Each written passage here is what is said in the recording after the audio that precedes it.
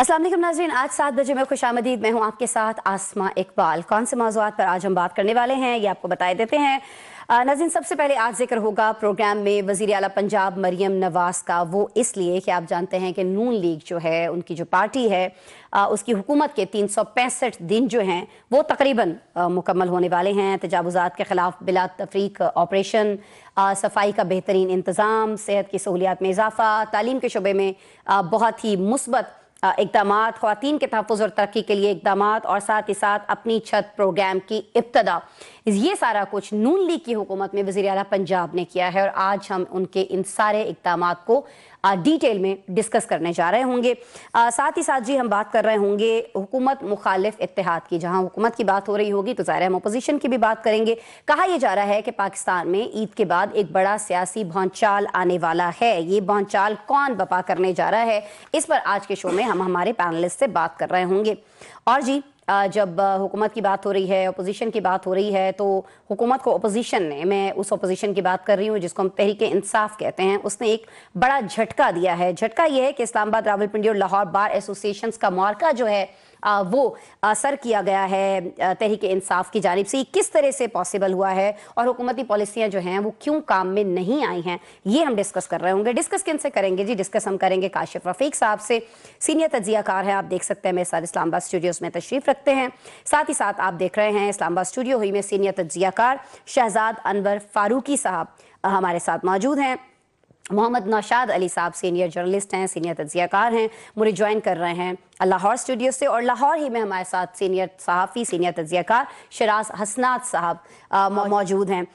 और जी आज गुफ्तगू का आगाज़ हम कर रहे होंगे शराज हसनात साहब से, क्योंकि इन्होंने बहुत ही अरसे के बाद हमें प्रोग्राम में ज्वाइन किया है। शराज साहब, पहले तो शुक्रिया आप ज्वाइन कर रहे हैं जी, आपकी मेहरबानी। और दूसरा शराज साहब, ये जो हम सुन रहे हैं कि अभी रमज़ान में बहुत सारी चीज़ें जो हैं उनको प्लान किया जाएगा और फिर हम देखेंगे कि ईद के बाद एक बड़ा सियासी भौंचाल जो है वो पाकिस्तान में आने वाला है। सर, वैसे किसी और बड़े सियासी भौंचाल की कोई कमी है पाकिस्तान में? पहले तो ये बता दीजिएगा। बहुत शुक्रिया आसमा साहिबा। मेरा ख्याल ये है कि एक अच्छी कोशिश ऑपोजिशन की तरफ से की जा रही है ग्रैंड ऑपोजिशन अलायंस बनाने का, मगर अनफॉर्चुनेटली मुझे ये बेल मुंडेर चढ़ते नजर नहीं आ रही। काफी लूप होल्स हैं जो नजर आ रहे हैं। जिस तरह सबसे पहले जो डाउट है वो मौलाना फजलुर रहमान के ऊपर है कि क्या मौलाना साहब पीटीआई के साथ चल सकेंगे, और खासतौर पे जब पीटीआई उनकी स्टेक होल्डर है केपीके के हवाले से, उस पर बहुत ज्यादा रिजर्वेशन है। हुकूमती सफों में बाकायदा तौर पे ये ऐलानात किए जा रहे हैं कि मौलाना साहब बहुत जल्द दोबारा उनके साथ शामिल होंगे और उन्हें मना लिया जाएगा। ऑल्दो के मौलाना के तर्जुमान इसको डिनाई कर रहे हैं और वो यही कह रहे हैं कि मौलाना ग्रैंड ओपोजिशन अलायंस का हिस्सा रहेंगे।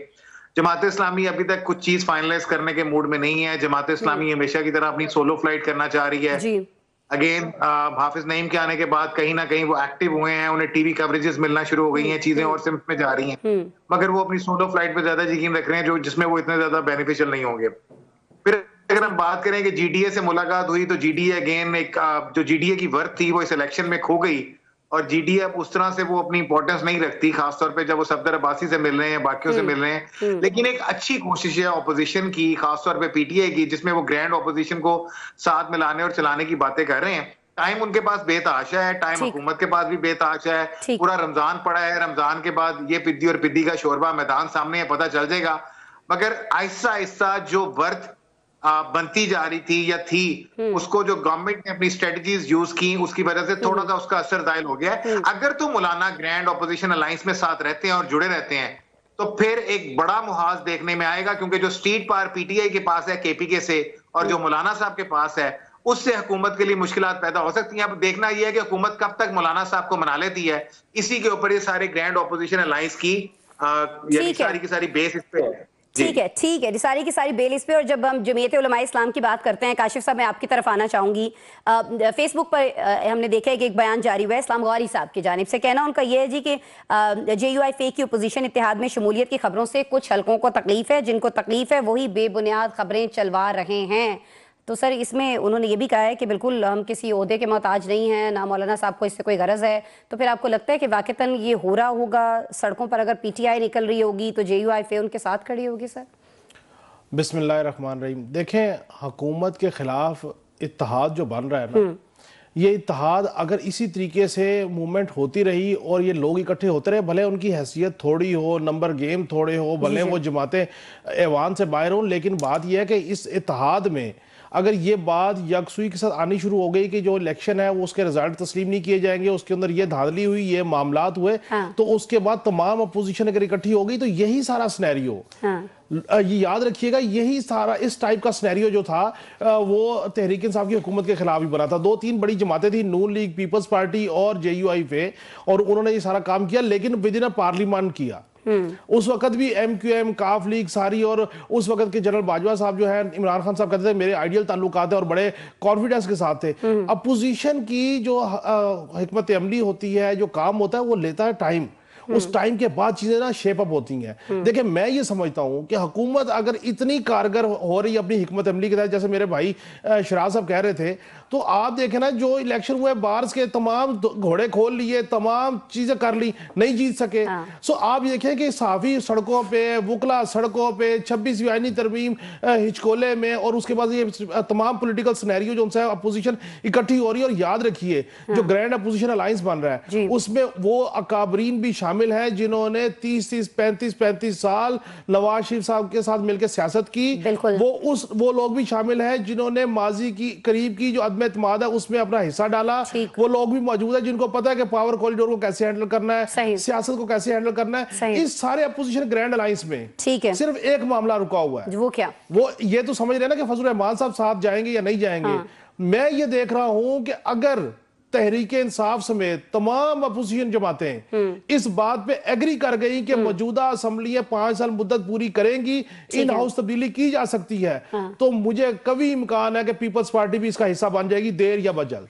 ठीक हो गया। मैं आपकी तरफ आना चाहूंगी शहजाद साहब। ये जो गुफ्तगू भी फरमा रहे थे काशिफ साहब की, बहुत सारे ऐसे लोग भी इसमें हैं जो बहुत अरसे तक, बहुत लंबे अरसे तक नून लीग का हिस्सा रहे हैं, नवाज शरीफ साहब से बड़े क्लोज हैं। शाहिद खान अब्बासी साहब की इस पे बात कर लेते हैं। उन्होंने कहा है कि अपोजिशन जमातों के दरमियान भी इख्तलाफात मौजूद हैं, क्योंकि PTI जो है, जब PTI के बारे में उनसे पूछा गया तो उन्होंने कहा उनका एक ही एजेंडा है, वो इमरान खान साहब की रिहाई है। और ऐसा बिल्कुल भी नहीं है कि हम भी उनके साथ बाहर सड़कों पर निकल रहे हो अपने मुतालिबात मनवाने के लिए। तो फिर सर ये कैसा इत्तेहाद होगा? किसी का मुंह किस तरफ है, किसी का रुख किस तरफ, तो क्या कैसे चलेगा फिर ये? बिस्मिल्लाहिर्रहमानिर्रहीम। बहुत शुक्रिया आसमा। हाँ, आज मतलब ये मुमकिन नहीं होता मेरे लिए कि मैं प्रोग्राम का आगाज करूं और उसमें काशिफ रफीक का जिक्र ना आए। अधूरा रह जाएगा वो जब ना चौधरी निसार और एतजाज एहसन की पार्लियामेंट हाउस में एक चपकलश चली मुस्लिम लीग नून के दौर में, तो उसमें 2 तकारीर बड़ी मार्कत उला रहा थी, जिनमें से एक एतजाज एहसन ने की। तो उसमें एक फिक्रा उन्होंने कहा, वो वाकया तो सुनाने का महल नहीं है, लेकिन उन्होंने कहा कि माँ जो थी एक अपनी औलाद से बड़ी तंग थी, तो वो थानेदार ने पकड़ के उसको छितर मारे। तो जब छितर मारे तो वो कहता था, ओए मेरी माँ, मैं मर गया। तो वो माँ जो तो बहुत तंग थी, उन्होंने कहा मैं सदके जावा उस थानेदार ने जिन्हें तेनों भी माँ याद करा दी थी। तो ये मैं शुक्रगुजार हूँ पीका ऑर्डिनेंस का कि अब काशिफ रफीक जो हैं वो हुकूमत में तब्दीली के आसार देख रहे हैं। हालांकि हर मतलब जो इवेंट होता है वो लोगों को मुख्तलिफ अंदाज में सोचने पर मजबूर करता है। मसलन पीका ऑर्डिनेंस के बाद मेरा दोस्त जो है वो अल्लाह ताला इसकी ख्वाहिश पूरी करे कि ये मतलब इसको लगता है कि आज़ादी सहाफ़त बड़ी ख़तरे में है और ये चीज़ें इस तरह से नहीं चल पाएंगी, और वो फवाद चौधरी वाले पीका ऑर्डिनेंस का हवाला देते हैं। तो मुझे तो बिल्कुल उलट लगता है कि मैं ये समझता हूँ कि जितनी कंफर्टेबल इस वक्त हुकूमत है, इससे ज़्यादा शायद पहले कभी नहीं थी। ये एक तरह से प्याली में कंफर्टेबल ही हुआ, प्याली में तूफान उन्हें कहा जाता है कि आप कंफर्टेबल रहे। प्याली में तक तो PTI वाले भी सर काशिफ साहब जाने से पहले कंफर्टेबल। खान साहब कहते थे एक गेंद से 3 विकेट उड़ाऊंगा। ओ हजूर, मैं सिर्फ इतनी गुजारिश करना चाह रहा हूं कि 0 जमा 0 इज इक्वल टू 0। ठीक हो ये आपने पहले 5-7 0 जमा किए थे, अब 2-4 0 और जमा कर लेंगे। ठीक हो गया। इनमें से कोई आदमी, कोई पार्टी दूसरे के साथ सिंसियर नहीं है। हाँ। जब तक सिंसियरिटी नहीं होगी, हर एक का अपना एजेंडा है, जो अभी आपने शायद खाकान अब्बासी का बयान बताया, तो इसका मतलब यह है कि यूनिटी नहीं है किसी जगह पे, हर एक के अपने अपने अज़ाम हैं। और मौलाना के बारे में तो मुझे कभी भी कोई गलतफहमी नहीं रही। अल्लाह ताला उनका इकबाल बुलंद करे, मौलाना फजलुर रहमान का। वो तो किसी दिन भी उनको तो आप शामिल ही समझे हुकूमत में। मतलब एक बज़ाहिर A टीम हुआ करती है हुकूमत की, एक B टीम हुआ करती है। तो मौलाना साहब जो हैं वो ए टीम में ज्यादातर रहते हैं, और अगर ए टीम में जगह ना मिले तो बी टीम में चले जाते हैं। ठीक है, अब की दफा वो किस टीम में रहेंगे? मेरे ख्याल में हम ये अब नौशाद साहब आपसे पूछ लेते हैं। पहले तो ये बता दीजिएगा, जिस तरह से काशिफ साहब ने फरमाया कि वो इन हाउस तब्दीली देख रहे हैं और वो बड़ी इजी रहेगी, और फिर उसमें पाकिस्तान पीपल्स पार्टी जो अगर शामिल हो जाती है तो हुकूमत के लिए मुश्किलात हो सकती हैं। आप इससे एग्री करेंगे या आप शहजाद साहब की बात से एग्री करेंगे कि जी होना हवाना कुछ नहीं है, क्योंकि सबके अपने अपने मकासद हैं, अपने अपने मुहर्रिकात हैं, और शाहिद खान साहब ने तो अभी से कह दिया है कि वो कुछ और चाहते हैं, हम कुछ और चाहते हैं, उनका अंदाजे एहतजाज कुछ और होगा, हमारा स्टाइल कुछ और होगा। बिस्मिल्लाहिर्रहमानिर्रहीम। देखिए, अगर एक लाइन में पूछेंगी तो मेरी मजबूरी है कि इस वक्त मैं शहजाद फारूकी साहब के साथ ही रहूंगा। उसकी वजह है, उसकी वजह यह है कि हुकूमतें ऐसे ख़त्म नहीं हुआ करती। हर मामले के पीछे उसकी कुछ वजूहात होती हैं, और उन वजूहात की बुनियाद पर कुछ चीज़ें खड़ी होती हैं जिनसे नताइज अखज़ किए जाते हैं। इस वक्त जिस अलायंस की बात की जा रही है, इसे जीरो ना भी कहा जाए तो ये शायद 0+1+1+0+1 इससे ज्यादा कुछ नहीं है। सो इसलिए पहली बात तो ये है कि इस इत्तेहाद की अपनी जो अहलियत है उस पर बहुत से सवालिया निशान है। दूसरा जो बड़ा प्रॉब्लम है वो शिराज साहब ने भी आपको बताया और फारूकी साहब ने भी आपको बताया कि सबसे बड़ा प्रॉब्लम यह है कि इनका मकसद क्या है। जब मकसद एक नहीं होगा तो ये मुमकिन नहीं है कि इत्तेहाद उस तरह से परफॉर्म कर सके जिस तरह की तवक्को आप इत्तेहाद से कर रहे हैं। ये दूसरा बड़ा प्रॉब्लम है। और तीसरी बड़ी प्रॉब्लम ये है कि देखिए, ये जो सवाल था ना, ये बड़ा दिलचस्प सवाल था। मौलाना फजलुर रहमान जो है ना, वो बैक वक्त टीम ए में भी है और टीम बी में भी है। सही। वो दोनों किरदार बैक वक्त अदा करते हैं, और ये बात दुरुस्त है फारूकी साहब की कि जो हुकूमतें हुआ करती हैं उनकी टीमें बी टीमें भी काम कर रही होती हैं और उसके पीछे मकासद होते हैं। मैं मौलाना फजलुर रहमान को जब इस इत्तेहाद के साथ देखूंगा तब मैं ये समझूंगा कि इस इत्तेहाद का कोई वाली वारिस नहीं होगा और ये इत्तेहाद किसी तोड़ नहीं चढ़ सकता जब तक मौलाना फजलुर रहमान वहां मौजूद है, मेरी आज तक की अंडरस्टैंडिंग के मुताबिक। तीसरी बात, सबसे बड़ी बात क्या होती है? सबसे बड़ा जहां से मैंने बात शुरू की थी कि मकसद क्या है। और हुकूमत की इस वक्त जो परफॉर्मेंस है, कारकर्दगी है, जो इस वक्त वो सर्व कर रहे हैं, जिस तरह से कर रहे हैं और जिस हद तक जाके कर रहे हैं, क्या आने वाला कोई शख्स इससे ज्यादा सर्व कर सकता है एस्टेब्लिशमेंट को? अगर तो कर सकता है तो फिर तो मुझे बात समझ में आएगी। लेकिन अगर पिका ऑर्डिनेंस भी आ जाए और जनाब 26वीं आईनी तरमीम भी हो जाए, एक्सटेंशंस भी मिल जाए, मतलब कोई मामला हो ही ना, कोई किसी चीज के ऊपर आर्ग्यूमेंट हो ही ना, इख्तिलाफ ही ना हो, तब्दील करके आपने क्या लेना है? उसका क्या मकसद है? ये बड़ा आपका वैलिड पॉइंट है।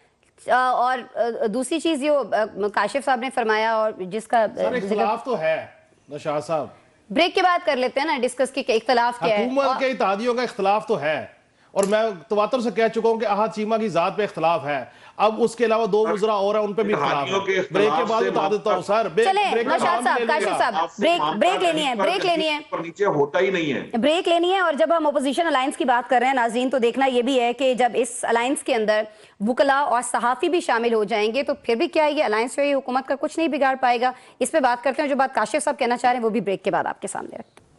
वेलकम बैक जी। ब्रेक पर जाने से पहले नौशाद अली साहब और काशिफ रफीक साहब के दरमियान एक बात चल रही थी कि जी इख्तलाफात नहीं हैं एस्टेब्लिशमेंट और हुकूमत के दरमियान, लेकिन काशिफ साहब को ऐसा लगता है कि इख्तलाफात मौजूद हैं। काशिफ साहब, एक तो वो क्या इख्तलाफात हैं या हो सकते हैं वो बता दीजिएगा कि ओपोजिशन की तरफ देखा जाए, किसी और पार्टी की तरफ देखा जाए, और दूसरा ये मुझे बता दीजिएगा कि जो अभी ओपोजिशन अलायंस बनने जा रहा है वो उस तरह मजबूत होता है नहीं होता ये भी, और अगर उसमें सहाफ़ी और वुकला हमें शामिल होते हुए दिखाई देते हैं तो क्या वो इसको मजीद मजबूत बना सकते हैं? हुकूमत के लिए प्रॉब्लम खड़ी हो सकती है? सर देखिए, जो इख्तलाफ की बात की वो इख्तलाफ हुकूमत और इस्टेब्लिशमेंट के इख्तलाफ की बात मैंने नहीं की। मैंने कहा हुकूमत के आपस में इत्तेहादियों में इख्तलाफ है और पीपल्स पार्टी शद्दोमत से इस बात का इजहार कर चुकी है। इख्तलाफ की वजह ब्यूरोक्रेसी हो, ब्यूरोक्रेसी की इंस्टॉलेशन हो, पंजाब में उन्हें हिस्सा ना मिलना हो या कोई भी हो, इख्तलाफ अपनी जगह पर मौजूद है। एक नौशाद साहब ये कह रहे थे कि इस्टेब्लिशमेंट और हुकूमत के दरमियान कोई ऐसे इख्तलाफात नहीं है कि कोई बड़ा चेंज आ सके। इस्टेब्लिशमेंट और हुकूमत वक्त के दरमियान जब भी इख्तलाफात हुए हैं, आप मुझे बताएं कि जब इमरान खान साहब की हुकूमत थी किसको पता था कि इख्तलाफात है? उससे पीछे नवाज शरीफ साहब की हुकूमत थी, कब ये बात जाहिर हुई कि इख्तलाफ है? उधर से पनामा का फैसला हुआ, नवाज शरीफ साहब कहते रहे रोडों पे क्यों निकाला, इमरान खान साहब कहते रहे एक गेंद पे 3 विकेट उड़ाऊंगा। कोई ऐसा बड़ा मिसहैप होने की उम्मीद नहीं है ना, सब स्मूथली चल रहा है। ये चीजें, असल मसला ये है कि देखें जब तहरीक, जब अपोजिशन के अलायंसेस, जब चीजें चला करती हैं तो वो एक दिन में नहीं हो जाया करती। इमरान खान के खिलाफ भी जब ये सारी चीज ब्लो अप हुई थी तो एक साल का अरसा लगा था, एक दूसरे पे एतबार नहीं था। फजल रहमान साहब कहते थे आप जाके डील कर लेंगे, जरदारी साहब फजल रहमान साहब के साथ खड़े होते थे। आपको ये भी याद करवाता चलूं कि पूरा एक अलायंस था जिससे पीपल्स पार्टी निकल गई थी और पीपल्स पार्टी एक ही बात कहती थी, असेंबलियों के अंदर अदम एतमाद लेके आइए, हम असेंबलियों को नहीं छोड़ेंगे। फिर मजबूरन नून लीग और फजल रहमान साहब को जरदारी साहब की बात पे आना पड़ा।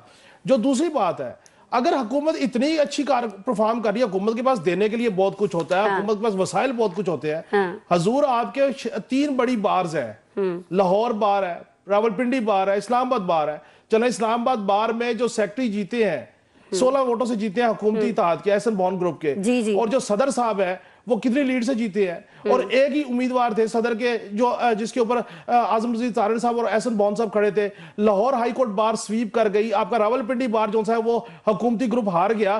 तमाम तर कोशिशों के बावजूद, तमाम तर मुराद के बावजूद, तमाम तर जोर आजमाई के बावजूद आपके वकला ने आपको वोट नहीं दिया। और जब ये वकला जो तहरीक इंसाफ के हिमायत है वकला जीते हैं, आप क्या समझते हैं कि ये वकला जाके हुकूमत को सपोर्ट करेंगे? क्या ये सिस्टम को चलने देंगे? ये वो सारी चीजें हैं कि अगर आप इतनी मैनेजमेंट के मास्टर थे तो फिर आपने इन इलेक्शंस को मैनेज करना था। अच्छा, अगर इस इलेक्शन को मैनेज नहीं कर सके तो जिम्मेदारी किसकी है? हुकूमत की है ना। अगर आप कहें जी पावर कॉरिडोर पीछे था तो फिर कैसे मैनेज नहीं हुए? सो आजम नजीर तारण साहब, एहसन बॉन्ड साहब, इन्होंने जो कानून साजियां की, जो चीजें की, आज उनके वकला ने उनके ऊपर एतमाद नहीं किया। ठीक, आज लाहौर, इस्लामाबाद और रावलपिंडी की बार जो है वो तहरीक इंसाफ की बकेट में चलेगी, यानी कि अपोजिशन की बकेट में चली गई। अगर आप समझते हैं कि पीका का एक्ट, जैसे मेरे भाई फारूकी साहब कहते हैं, पीका के एक्ट में अगर इन्होंने तरमीम की तो सहाफी अपने एहतजाज से पीछे हो जाएंगे।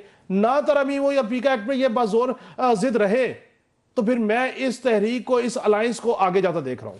ठीक है शराज साहब, आप भी समझते हैं कि ये हुकूमत के लिए अलार्मिंग सिचुएशन हो सकती है जो पीका को लेकर अभी चल रहा है, और जिस तरह से ये इस्लामाबाद, रावलपिंडी और लाहौर बार एसोसिएशन के रिजल्ट्स सामने आए हैं? सर आज मेरे पास 2 चीजें यहाँ पे। नंबर 1, मैं माफी चाहता हूँ अपने भाई काशिफ से, मगर मैं बिल्कुल नहीं देख रहा कि पीका के मामले पे कहीं गवर्नमेंट को कोई परेशानी का सामना करने की जरूरत है। ये एक पीका नहीं है, और भी बहुत ज्यादा लॉज हैं जो उन्होंने अपनी मर्जी के बनवाए हैं और किए हैं, और हम कितने दिनों से शोर मचा रहे हैं। यही बात हमने, अगर मैं गलत नहीं हूं, आपके प्रोग्राम में शायद हफ्ता या 2 हफ्ते पहले भी की थी।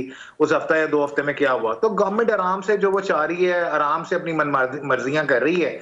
जहां मर्जी साफी जो मर्जी एहतजाज कर लें। देखिए साफी आपस में बटे हुए हैं ना। अभी इसी इस्लामाबाद में पीएफयूजे के 2 इलेक्शन हुए हैं, एक को आईएफजे मानते हैं, एक को आईएफजे नहीं मानता। तो फिर नहीं, लेकिन शराज साहब दोनों पीएफयूजे पीका के खिलाफ ही है ना सर। सर आप तकसीम को छोड़े, आप देखें दोनों पीएफयूजे पीका के खिलाफ है या नहीं है?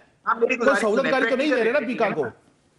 Practical reality है. The reality is this, that the journalists are divided into multiple groups and they are not united together. और शराज साहब, फिर यही वजह है कि उस तरह से मेरा सवाल ये है कि पीका के ऊपर तो डिवाइड नहीं है ना सर साफियों की। हाँ, लेकिन उस तरह से इफेक्टिवली कुछ हो भी नहीं रहा ना काशिफ साहब। की कर लिया आपने, लहदा और इकट्ठे होकर भी क्या कर लिया? गवर्नमेंट ने कितना कर लिया? गवर्नमेंट आपसे बात करती है कि जी टीवी और अखबार उसमें शामिल नहीं है। टीवी और अखबार की बर्थ क्या रह गई है? आप खुद जरा रियलिस्टिक सिचुएशन पे आए ना। कितने साफी हैं जो टीवी और अखबारों में काम कर रहे हैं? कितनों ने अपनी साफियां नौकरियां खोई हैं कुछ अरसे में? वो तो देख लें। Coming back on the lawyer की, अगर आप देखें तो इससे पहले भी इन बार्स में जो वकला कामयाब हुए थे, वो एंटायर गवर्नमेंट वकला कामयाब हुए थे पिछले साल भी, और उसी प्रेसिडेंट को इस साल भी सेट किया गया है। वकला के में लाहौर हाईकोर्ट बार एशिया की सबसे बड़ी बार कंसिडर होती है।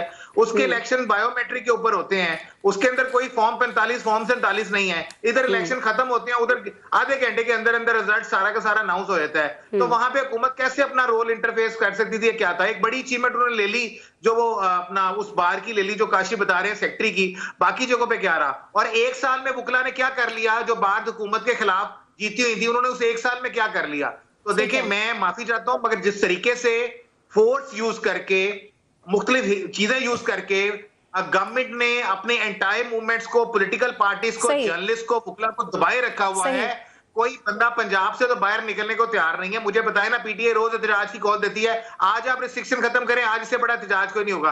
तो government is quite successful forcibly. अच्छा, आखिरी चीज तो बात आपने की थी ना, लम्स का बड़ा रोल है इंपॉर्टेंट। जरा चेक कीजिएगा कि जब लम्स में इमरान खान की गवर्नमेंट से पहले कौन गया था, सारा दिन किसने स्पेंड किया था, और वहां पे क्या स्टेटमेंट दी गई थी। अभी भी लम्स में कोई सीनियर ऑफिसर गए हैं, तो कमिंग बैक अगेन दोस पॉइंट्स के ये जो उन्होंने क्या मैटर कर रहे हैं स्टेटमेंट दी ना, है? तो क्या जरूरत क्या है? तो भाई वहां पे क्या क्या स्टेटमेंट दी गई थी कि इमरान खान को आपको किसने कहा कि हम इमरान खान के खिलाफ हैं? आप अगर ये बात कर रहे हैं तो फिर आप इमरान खान को जानते नहीं। ये स्टेटमेंट दी गई थी और उसके कुछ दिनों बाद का रिजल्ट आप देख लेते कि क्या था। तो ठीक हो गया शराज साहब, आगे आगे आगे मुझे बढ़ना है, आगे बढ़ना है। जी जी सर, मेरा भी ख्याल कि जितने भी आप इस वक्त कर रहे हैं, असल चीज है क्या एस्टेब्लिशमेंट हुकूमत के साथ है, और फॉर द टाइमिंग जो जेस्चर दिया जा रहा है, उसमें वो अपनी सपोर्ट हुकूमत के साथ शो कर रहे हैं। जब तक एस्टेब्लिशमेंट एंटायर नहीं जाएगी तब तक ऑपोजिशन, लॉयर, वुकला, साफी जो मर्जी कर ले, कुछ नहीं हो सकता। ठीक है, आप जेस्चर के ऊपर शहजाद साहब ने जोर दिया है। शहजाद साहब, आप इससे एग्री करते हैं? बात वही घूम फिर के आ गई कि जब सब कुछ सही चल रहा है तो क्यों कोई भी तब्दीली चाहेगा सब सही चलते हुए में? और सर, ये जब हम पीका की बात करते हैं, हम हेडलाइंस की बात करते हैं, हम अखबारात की बात करते हैं, हम टीवी की बात करते हैं, मुझे तो अभी किसी हेडलाइन में आजकल कुछ दिखाई नहीं दे रहा कि पीका के बारे में ये एहतजाज हो रहा है, वो एहतजाज हो रहा है। सब इग्नोर ही मार रहे हैं, खुद सहाफ़ी इग्नोर मार रहे हैं, चैनल मालिकान इग्नोर मार रहे हैं। मैं बड़ी देर से, ये मेरी कंसिडर्ड ओपिनियन है कि ये सहाफ़ी जिस हाल को आज पहुंचे हुए हैं, ये इन्होंने खुद अपने हाथों अपना ये असर किया है और इसका कोई जिम्मेदार नहीं है। अभी जो बात कर रहे थे शिराज, 2 बड़ी यूनियन है और कोई 1.5 ईंट की कोई 3-4 और भी हैं छोटी। हाँ, अच्छा, अब ये 6-7 ये हैं। अब दूसरी तरफ बार एसोसिएशंस की तरफ चले जाते हैं जी, इलेक्शन जीत लिया, तो इलेक्शन इन्होंने पिछले साल भी जीता था, तो क्या कर लिया इन्होंने? पिछले साल ये 2 दफा इस्लामाबाद में रियासत अली आजाद साहब थे ना सर, वो तो आजम वजीर ग्रुप के थे सर। 2 दफा, लेकिन रियासत अली आजाद ने जितना खुलकर टीवी चैनल्स पर और पब्लिक गैदरिंग में जिस तरह उन्होंने इसके खिलाफ बात की है, मौजूदा रजीम के खिलाफ, और जिस तरह पीटीआई को सपोर्ट किया, मेरा ख्याल है कि उससे पहले नवीद मलिक थे, तो नवीद मलिक तो बोलते ही नहीं थे। मेरा तो उनसे गिला ये था कि आपको वोकल होना चाहिए, लेकिन वो नहीं बोलते थे। लेकिन रियासत अली आजाद ने तो पूरी तरह एक तरह से अपोजिशन। अब देखिए, मैं आपको जो मोटी बात समझाता हूँ, किसी भी मुआशरे या किसी भी मुल्क में तब्दीली के लिए 2 बड़े मेजर जो हैं वो ग्रुप्स होते हैं, जो प्रोफेशनल ग्रुप कहलाते हैं, एक सहाफ़ी और एक वकील।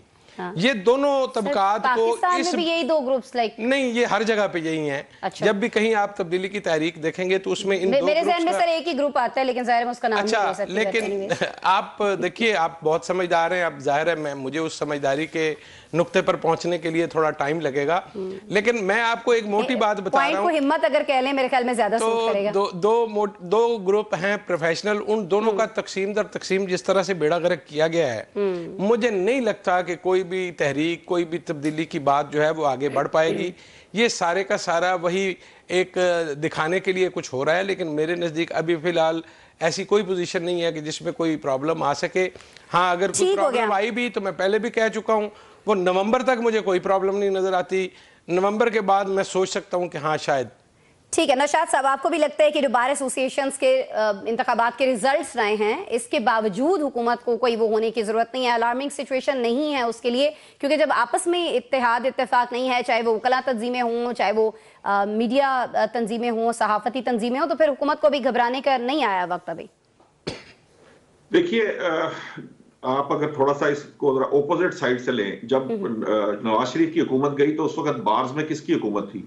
उस वक्त बार्स में ज्यादातर बार्स किसके पास थी? जब इमरान खान की हुकूमत गई तो बार्स जो थी उसके इलेक्टेड मेंबरान में ज्यादा तादाद किनकी थी? असल में ये जो बार्स और सहाफी है ना, ये उस सूरत में इफेक्टिव होते हैं जब कि कोई तहरीक शुरू हो जाए और उसकी कोई वजह प्रॉपर हो। जो ये वाला मामला है ना, देखिए पेका के ऊपर, ये पेका पे हम सब लोग जो है उसके खिलाफ है, और उसकी एक वाहिद वजह मुझे जो समझ में आती है, हो सकता है मैं गलत हूं, लेकिन उसकी एक वाहिद वजह ये है कि उसके अंदर एक लाठी से सबको हाँक दिया गया। अगर पेका के अंदर से इलेक्ट्रॉनिक मीडिया और प्रिंट मीडिया को निकाल दिया जाए तो हमारा गवर्नमेंट से कोई इख्तिलाफ नहीं है, जिसके ऊपर गुफ्तगू चल भी रही है, और हमारा मौकफ भी यही है कि आप इसमें से निकाल दें। असल मामला डिजिटल मीडिया या सोशल मीडिया का है, आप उनके ऊपर कदगन लगाएं या उनकी रेगुलेशन करें। हमें आप क्यों रगड़ रहे हैं? क्योंकि हमारे पास तो पहले ही बहुत सारे रेगुलेटरी कवानीन मौजूद हैं। अब अगर फर्ज कीजिए कि ये हमारी जो तहरीक है सहाफियों की, वो कोई जोर पकड़ती है, तो हुकूमत बड़ी आसानी से जो है ये तरमीम कर सकती है, जिसके ऊपर वो तैयार हो जाएगी। अब बाकी रही वकला की बात, तो वकला के पास कोई ऐसी मुझे बज़ाहिर बात नजर नहीं आती जिसको बुनियाद बनाकर वो सड़कों का रुख इख्तियार करे। एक बात, दूसरी बात ये कि आप ये समझिए कि देखिए कोई रीजंस के बगैर खाली सड़कें नापने का कोई फायदा नहीं होता। ये पाकिस्तान तहरीक इंसाफ ने नाप कर आपको बारहा दिखा दी है कि अगर मोटिव और मकसद पूरा ना हो और उसके पीछे एस्टेब्लिशमेंट की आपको सपोर्ट ना हो तो आपका कोई जो जुलूस जलसा या आपकी कोई जो एफर्ट है वो यूजलेस होती है। अभी इस वक्त जिस पोजीशन में गवर्नमेंट ऑफ पाकिस्तान इस वक्त चल रही है उस सारी सिचुएशन के अंदर कहीं पर किसी जगह मुझे कोई प्रॉब्लम नजर नहीं आता। ठीक है, ये जो बात कह रहे हैं ना काशिफ साहब कि हुकूमती इत्तेहाद में अगर कोई प्रॉब्लम है, और भाई हुकूमती इत्तेहाद में जितनी भी प्रॉब्लम आ जाए, ये एक दूसरे के दस्तों गिरबां भी हो जाए, तो जब तक इन्हें वहां से इशारा नहीं आएगा ये अलग नहीं हो सकते। ये सिस्टम की बका का मामला है। ठीक हो गया नौशाद साहब आपका। पहले वो तमाम तर इकदाम उठाए गए हैं जो आम हालात में शायद ना उठाए जाते, तो उन्हें डाइजेस्ट भी किया गया और सही हो गया। यानी नौशाद साहब आप ये कह रहे हैं कि अभी हुकूमत के लिए कोई परेशान होने का जो वक्त है वो शुरू नहीं हुआ है, अभी रावी जो है वो सब चैन ही चैन लिख रहा है।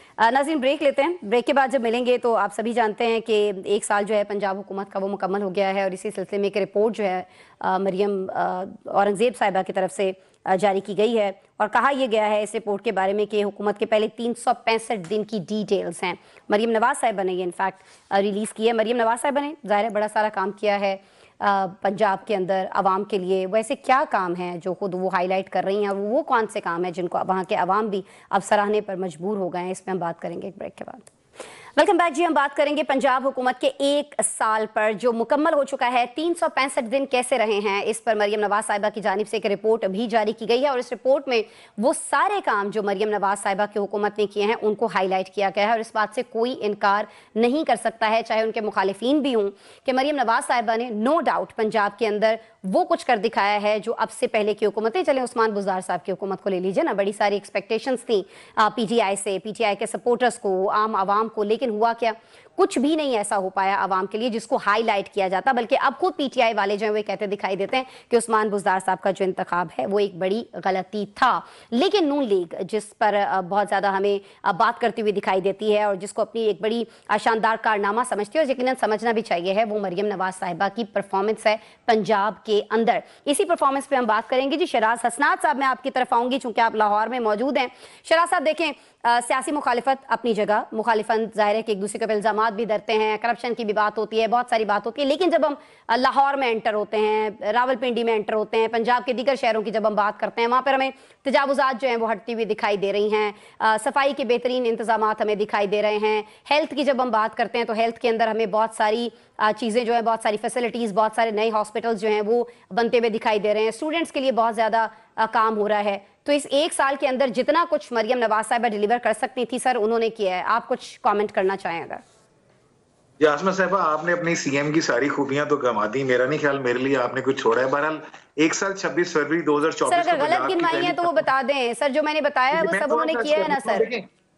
2 फैक्टर अगर आप कंपेयर करते हैं विद उस्मान बुज़दार गवर्नमेंट तो उसमें कोई 2 राय नहीं है कि that was a miserable thing happened with the Punjab. चलिए सर उससे नहीं करते मौजूदा जो बाकी सूबों के वज़राए आला हैं उनकी परफॉर्मेंस से कंपेयर कर लेते हैं सर। बाकी वज़राए आला पे देखें, पंजाब गवर्नमेंट ये क्लेम करती है कि 365 दिनों में 77 मंसूबे से जायद शुरू किए गए और उसमें से 50 से ज्यादा मुकम्मल हो गई, उसके ऊपर इंप्लीमेंटेशन स्टार्ट हो गया और उसमें वाकई कुछ मंसूबे बहुत अच्छे हैं। मिसाल के तौर पर पहली दफा यूथ को टारगेट नहीं किया गया।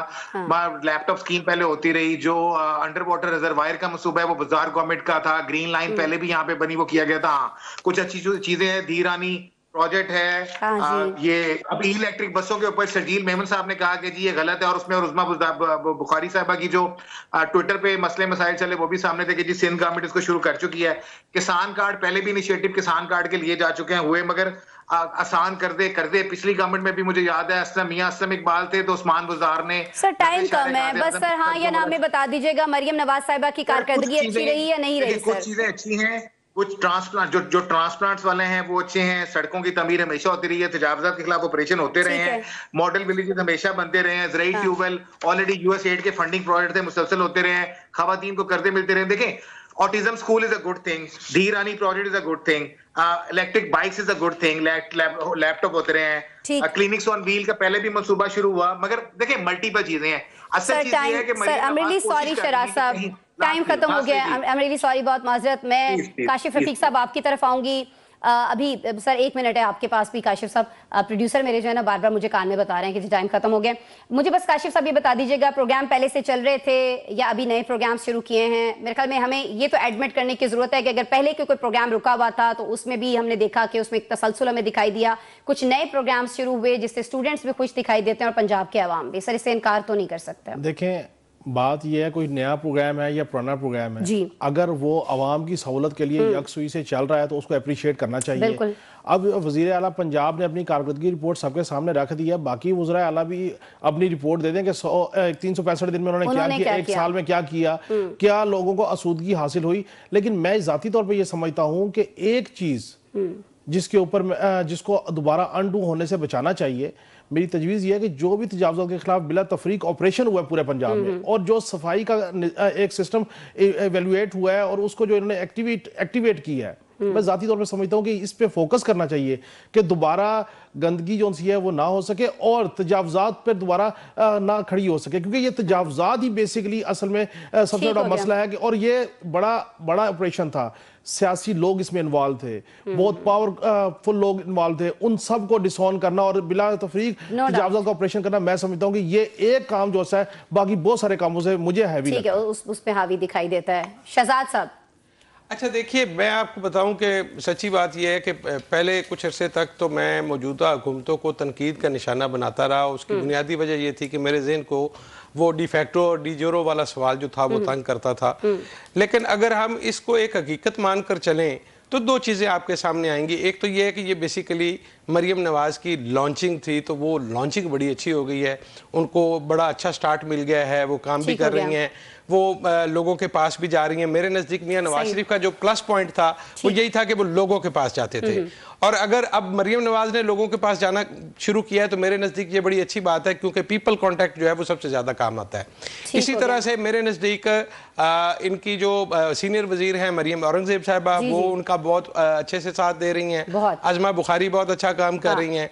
मलक शोएब भरत जो अभी सड़कों का हम जिक्र करते हैं, तो मेरे नज़दीक वो भी अपनी जगह पे बहुत अच्छा काम कर रहे हैं, क्योंकि ये तो अभी 700 सड़कें बनती रहती है, इसमें कोई शक नहीं। लेकिन वो जो डंडा टूल प्लाजे का काम था ना, वो डंडा टूल प्लाजा वो खत्म करने जा रहे हैं, इसको ई टैगिंग पे लेके जा रहे हैं, मरकजी सिस्टम के साथ पंजाब में इक़दामात हो रहे हैं, उसके ऊपर लेके जा रहे हैं, ई टेंडरिंग पे चले गए हैं। इसी तरह से जो ओवरसीज पाकिस्तानी हैं उनकी जायदादों की बहाली के लिए यहाँ पे जो कमीशन कायम किया गया है उसके हवाले से कानून साजी की गई है। बहुत सारे ऐसे इक़दामात हैं जिनको सराहा जाना चाहिए है। नौशाद साहब, देखिए, मेरी नजर में मरियम नवाज की जो सबसे बड़ी सक्सेस है वो यही है कि आज आपके प्रोग्राम के अंदर सिर्फ मरियम नवाज की हुकूमत ही डिस्कस हो रही है, ना मुराद अली शाह साहब डिस्कस हो रहे हैं, ना सरफराज मुफ्ती साहब हो रहे हैं, और अली अमीन गंडापुर साहब तो खैर किसी शायद खाते में भी ना आए। शायद अगर मैंने कोई बात कही तो आपको जिस तरह शिराज हंस रहे हैं मजीद हंसना शुरू कर दें।